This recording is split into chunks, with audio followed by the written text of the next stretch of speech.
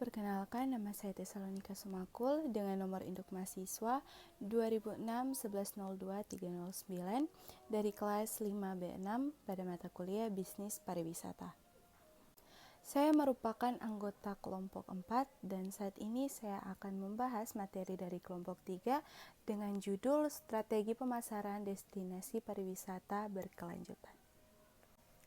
Kotler pada tahun 2002, seorang begawan di bidang pemasaran pernah mengatakan bahwa all places are in trouble, if not now, certainly in the future. Nah, pesan ini yang disampaikan antara lain mengidentifikasikan kepada para pengambil kebijakan di suatu destinasi mengenai betapa pentingnya memberikan perhatian terhadap arti pentingnya keberlanjutan dari aktivitas pembangunan suatu kawasan. Planning dan manajemen tentunya memegang peran penting yang sangat strategis dalam mewujudkan pembangunan berkelanjutan.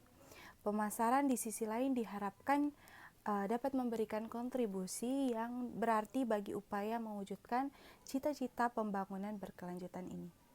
Pada dekade 90-an, banyak pakar pemasaran melakukan riset di bidang pemasaran untuk menemukan apa yang mereka sebut dengan istilah green marketing atau sustainable marketing dengan harapan menemukan sebuah teori, konsep atau praktek-praktek pemasaran pariwisata yang merupakan alternatif bagi pemasaran tradisional yang telah dikenal luas selama ini sebagai suatu proses pertukaran untuk mengejar keuntungan melalui kepuasan pelanggan yang dilayaninya.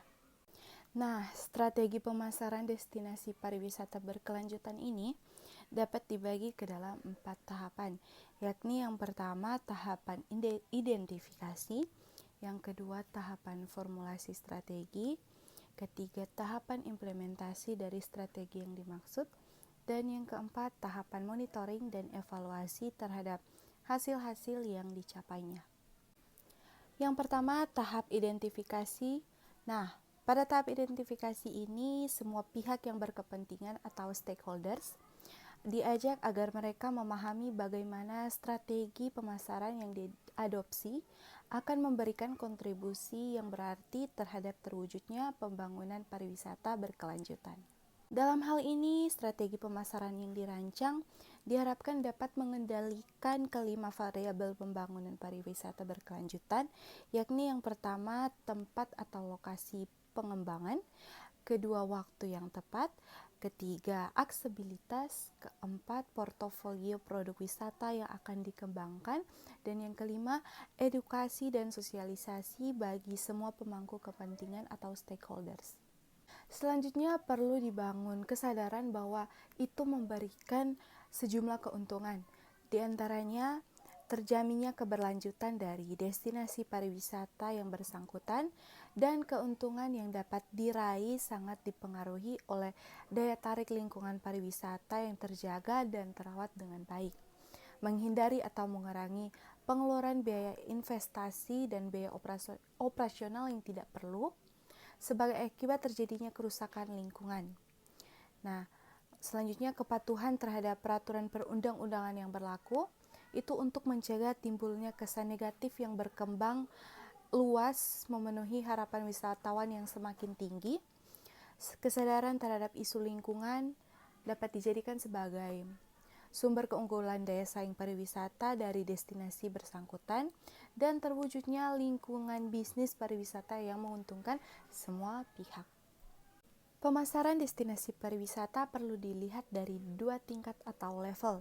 Yang pertama, strategi pemasaran di tingkat pengelola destinasi pariwisata yang bersangkutan dan strategi pemasaran di tingkat unit-unit bisnis pariwisata yang ada di destinasi pariwisata tersebut. Nah, strategi pemasaran di tingkat pengelola destinasi ini fokusnya adalah strategi pemasaran destinasi dimaksud secara keseluruhan, sedangkan strategi pemasaran di tingkat-tingkat unit bisnis pariwisata akan lebih mengutamakan pemasaran bagi produk-produk pariwisata di unit-unit bisnisnya masing-masing.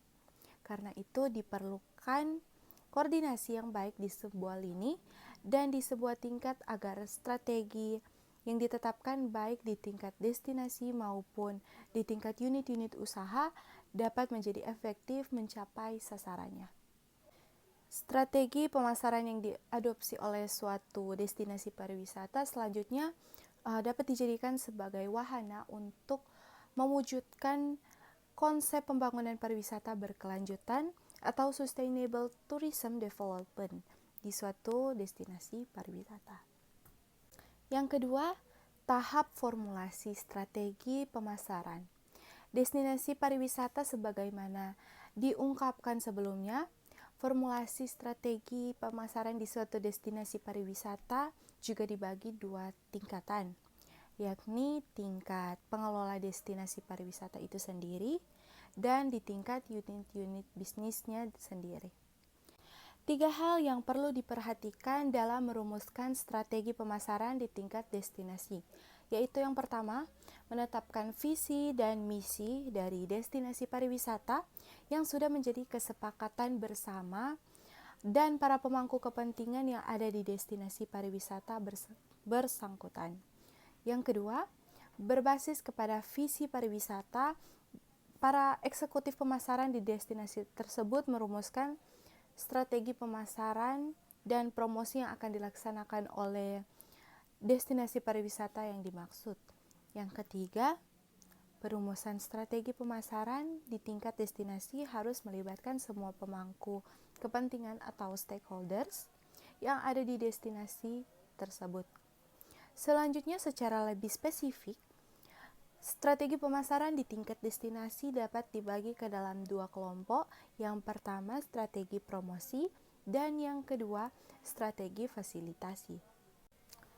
Kelompok yang pertama, strategi promosi di tingkat destinasi meliputi menyusun dan melaksanakan program-program promosi di tingkat destinasi kepada target-target pasar yang dijadikan sasaran dan mengedukasi serta menciptakan kesadaran di kalangan wisatawan agar berperilaku sesuai dengan apa yang menjadi cita-cita pembangunan pariwisata berkelanjutan. Yang kedua, strategi fasilitasi ditujukan kepada upaya membangun kerjasama antara pengelola destinasi pariwisata dengan kalangan unit-unit bisnis pariwisata di destinasi bersangkutan. Nah, dan antara payung promosi yang dirancang pengelola destinasi dengan kalangan industri. Kebijakan pertimbangan anggaran pemasaran antara pengelola dengan kalangan bisnis pariwisata, sumber-sumber pendanaan dan pengalokasiannya perlu disepakati bersama di antara semua pihak yang terkait. Di tingkat bisnis pariwisata seperti hotel, atraksi wisata, biro perjalanan, restoran, dan lain-lain, perumusan strategi pemasarannya meliputi analisis lingkungan internal maupun eksternal, pengambilan keputusan strategi yang meliputi segmentasi pasar, pemilihan pasar-pasar, sasaran, dan pemosisian dari masing-masing unit bisnis yang ada, dan keputusan-keputusan taktis berkaitan dengan bauran pemasaran atau marketing mix yang dirancang untuk mempengaruhi respons pasar yang disasar. Ketiga, tahap implementasi strategi pemasaran berkelanjutan di tingkat destinasi dapat memberikan kontribusi yang signifikan terhadap harapan untuk mewujudkan pembangunan pariwisata berkelanjutan ini, baik melalui aktivitas promosi maupun fasilitasi seperti diungkapkan sebelumnya. Dalam upaya mewujudkan pembangunan pariwisata berkelanjutan, strategi pemasaran ditujukan untuk memilih pasar-pasar yang memiliki kepedulian terhadap lingkungan dan pembangunan berkelanjutan. Untuk mendukung kegiatan tersebut,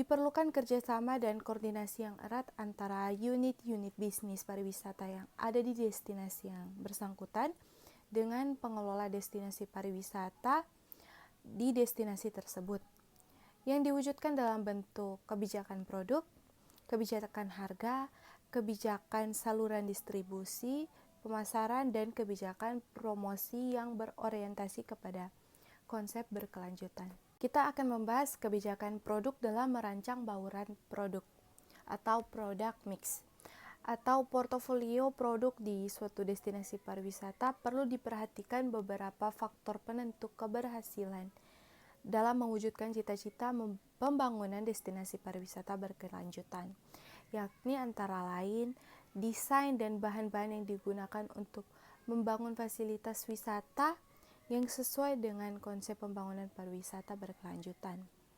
Nah, konsep keberlanjutan dimaksud juga harus tercermin dari dalam operasional dari unit-unit bisnis pariwisata yang ada di destinasi berkelanjutan. Presentasi dari produk dan layanan wisata yang mencerminkan konsep keberlanjutan dan terwujudnya citra atau image, dan pemberian identitas merek atau branding yang dapat meyakinkan target pasar untuk kebijakan pembangunan pariwisata berkelanjutan yang diadopsi oleh destinasi pariwisata yang bersangkutan. Selanjutnya, kebijakan harga-harga. Nah, harga-harga ini memegang peran penting dalam mewujudkan pembangunan pariwisata berkelanjutan sekaligus sebagai alat yang sangat ampuh untuk mempengaruhi respon target pasar. Nah, kebijakan harga yang ditempuh mencerminkan kemampuan daya beli pasar yang menjadi sasaran, karakteristik pasarnya, dan jumlah produk-produk wisata yang akan dibeli pasar. Nah, perlu disadari bahwa harga yang ditetapkan oleh kalangan bisnis pariwisata ini harus dapat menutupi seluruh harga pokok dan pengeluaran lainnya, termasuk pengeluaran-pengeluaran yang dilakukan oleh sektor publik yang digunakan untuk kepentingan pariwisata. Seluruh biaya pemeliharaan dan perawatan lingkungan juga sudah selayaknya dimasukkan ke dalam anggaran harga pokok atau cost, dan pengeluaran atau expense lainnya dalam penetapan harga jual atau selling price produk-produk wisata di destinasi pariwisata berkelanjutan tersebut. Nah, oleh karena itu tidak lagi menjadi beban publik, atau dengan kata lain dilakukan proses internalisasi dan bukan sebaliknya eksternalisasi dari apa yang seharusnya menjadi beban harga pokok dan pengeluaran dari unit-unit bisnis pariwisata yang bersangkutan. Selanjutnya, kebijakan saluran distribusi. Pemasaran salah satu alat pemasaran atau marketing tools yang tidak kalah ampuhnya mempengaruhi respon pasar adalah pemilihan saluran distribusi pemasaran atau marketing distribution channel. Nah, yang merupakan salah satu dari elemen bauran pemasaran atau marketing mix, yakni place. Nah, seperti halnya elemen bauran pemasaran lainnya, saluran distribusi pemasaran juga berperan penting dalam mewujudkan cita-cita pembangunan pariwisata berkelanjutan. Terlepas dari apakah strategi mendorong atau strategi menarik yang digunakan, periklanan dan aktivitas promosi lainnya yang ditujukan kepada target-target pasar, mereka sepatutnya berorientasi kepada wujudnya. Selanjutnya mereka merancang produk-produk wisata dalam bentuk paket-paket wisata yang sesuai dengan visi daya serap pasar yang mereka tuju sebagai pasar-pasar sasaran. Melalui kegiatan periklanan atau advertising dan kehumasan atau publicity yang dilakukan oleh berbagai lembaga atau organisasi yang termasuk ke dalam kelompok saluran distribusi pemasaran, seperti biro perjalanan dan agen perjalanan, diharapkan terbangun citra atau image keberlanjutan dan pemosisian atau positioning yang tepat dari destinasi pariwisata yang bersangkutan. Nah, aktivitas promosi ini yang dilaksanakan oleh lembaga-lembaga yang tergabung ke dalam distribusi pemasaran tersebut diharapkan akan memberikan kontribusi yang besar, baik langsung maupun tidak langsung, kepada tujuan pelestarian lingkungan yang merupakan syarat utama terwujudnya sustainable tourism development. Selanjutnya, kebijakan promosi. Pesan-pesan promosi yang disebarluaskan melalui iklan dan alat-alat promosi lainnya sangat signifikan mempengaruhi ekspektasi dari target-target pasar yang dituju mengenai produk wisata macam yang apa yang dinikmatinya di destinasi yang bersangkutan, dan tentu saja nantinya akan mempengaruhi persepsi dan tingkat kepuasan mereka atas pengalaman berwisata yang dinikmati mereka. Strategi yang keempat yaitu monitoring dan evaluasi. Monitoring dan evaluasi ini merupakan langkah penting untuk mengetahui apakah strategi pemasaran yang diadopsi mencapai hasil sebagaimana diharapkan atau belum, agar dapat diambil langkah-langkah perbaikan atau penyempurnaan. Nah, sejumlah indikator penting perlu diidentifikasi untuk dapat menetapkan apakah strategi pemasaran yang telah dilaksanakan selama ini dapat menjadi alat bagi terwujudnya cita-cita pembangunan pariwisata berkelanjutan, seperti halnya terhadap produk, promosi, dan kebijakan harga yang ditetapkan di destinasi pariwisata berkelanjutan.